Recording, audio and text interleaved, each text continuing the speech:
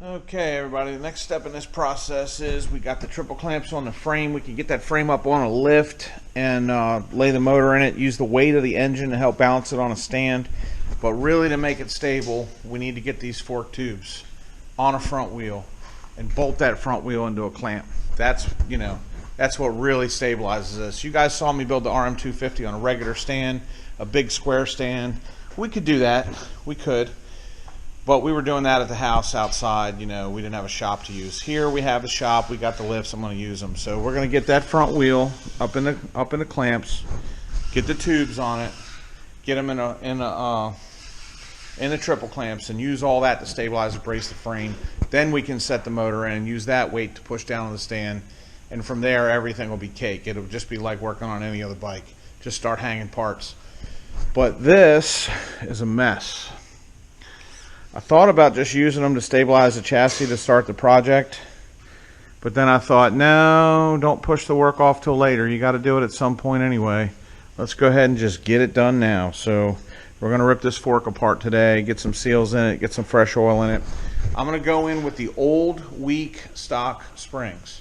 And considering I'm 40 to 50 pounds heavier than the average weighted rider that this was designed for, and these springs are 30 years old, my guess is these springs are going to be massively too soft for motocross, but they might just about be perfect for woods riding and donking around on a muddy back trail in a hare scramble event. So I'm going to use these springs for some hare scrambles and feel it out and see how that goes before I change them. So all I really need is some oil and some seals, and we have all that here. So let's get to tearing this down. Forks, guys, if you pop these bottom caps first, it's a lot easier than if you do the top. There's a lot of spring pressure that goes down on that bottom valving setup and stack that translates into that cap, and if that pressure's not there and you loosen that cap with a regular hand wrench, it'll just spin all day long and never come loose. So when I'm taking these forks all the way apart, I mean, if you're just changing springs, that's different. Then you just do your top cap and move on. But if you're doing an entire reassembly, like we're going to bead blast these lowers, we're going to try to wipe down the uppers real good. I'm not polishing anything because I don't care enough about all that. But we're going to try to make it somewhat better off and decent. So we are going to do a complete full overhaul, which means getting that bottom cap out. And I found that it's a lot easier to do that if you disassemble it like this with pressure down like that on that tube. See what I'm doing there, guys? Pushing that down. And if you have the bike leaned up against a wall with the weight of the bike on it, that can help. Or you can have a buddy push down on it, or even use tie-down straps to make additional pressure. But in this case, I'm just going to try it like this and try to do it without hurting my left hand and see what we can do.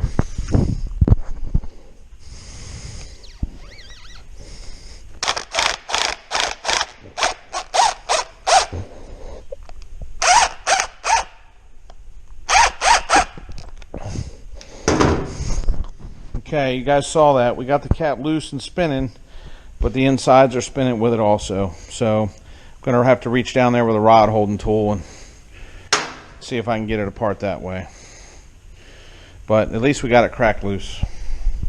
That oil is stinking old. I got the top cap loose to get that poured out. Man alive, is that some kind of fish oil, man? That is Granny's underwear right there, buddy. That is just stinking. Old fish oil from the 80s.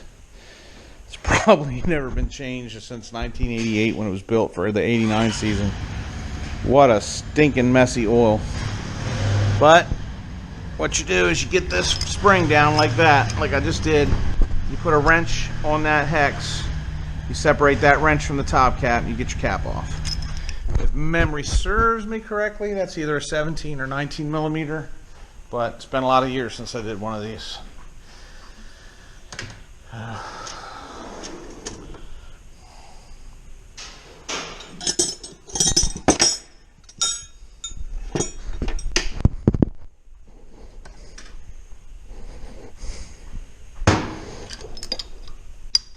Yeah.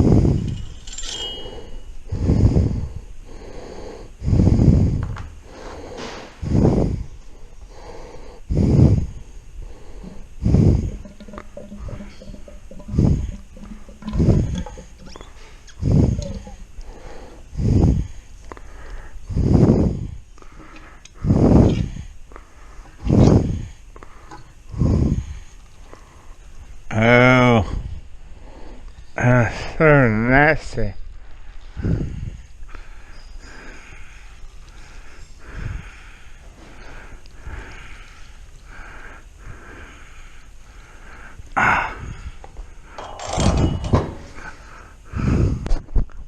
Gracious, that is just horrible. Okay. I'm gonna let that drain for a while I go look for the tools I need to get that bottom cap out.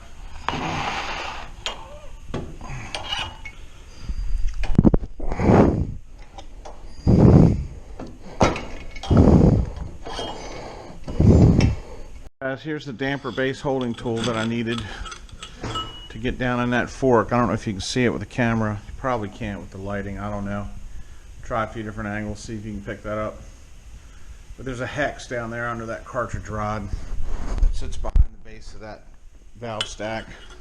And this is the hex tool that slides down over the rod and fits down in there. You just put that like that. Get it seated, hold it with a screwdriver. Like that.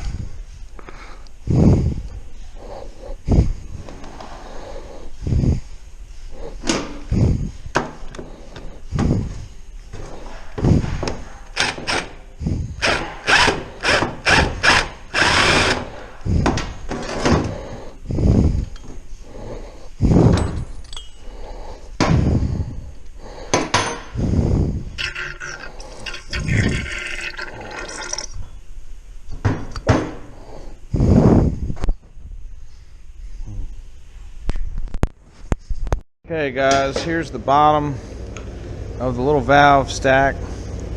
Traditionally I don't really mess with those. If you're going to start changing damping settings and the way the screw adjuster works the damping, you can get into all that. I generally don't. Usually I tune my suspension with spring rate and oil weight. Spring rate needs to be correct for your body weight. Well, I'll do other suspension videos. I'll explain all that in detail later. But generally speaking, I can adjust anything I need to adjust with the rate of the spring and the thickness of the oil that we put in it. And with those two things, and the clickers are like a fine-tuning adjustment though. They really don't do much. Most of your adjustment is in the rate and the oil. But I generally speaking just clean these off and put them back in and don't mess with them. But for those of you that are interested in going to that degree, you certainly can. Alright, I'm going to finish getting these apart.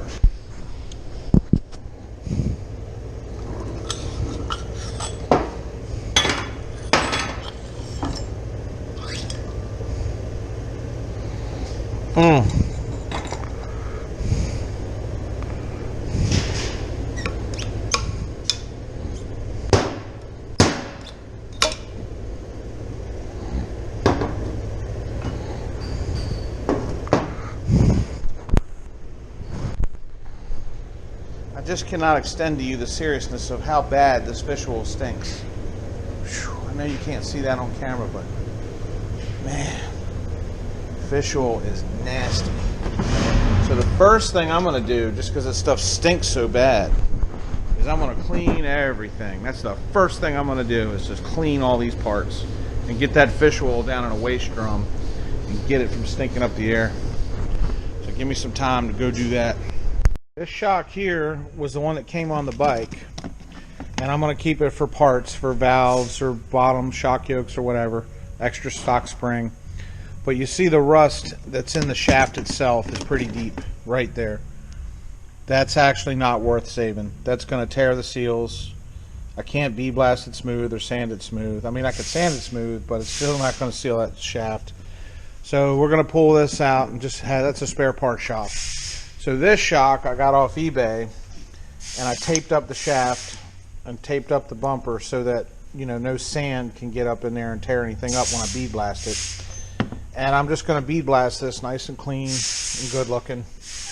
And you know, this will be the shock that we actually run on the bike. So I'll bead blast it. I'll paint it silver aluminum colored just for corrosion protection. And then that'll be the one that we actually use on the bike. But you want to tape these shafts up, guys, and you want to tape these seals up and put something up there so that you know, you don't want sand getting in those seals and eating all this stuff up. I bought this shock for, I don't know, 75, 100 bucks, whatever. A rebuild cost 150 to 200 with parts and labor. You know, and this was working when I pulled it off the bike. So I'm going to clean it up, bead blast it, paint it, and then charge it with nitrogen, and then this will be a nice base shock to go forward with for very little money. Say hi, Kyle. Hello. You didn't say hi, Kyle. Hello, audience. He's such a rebel.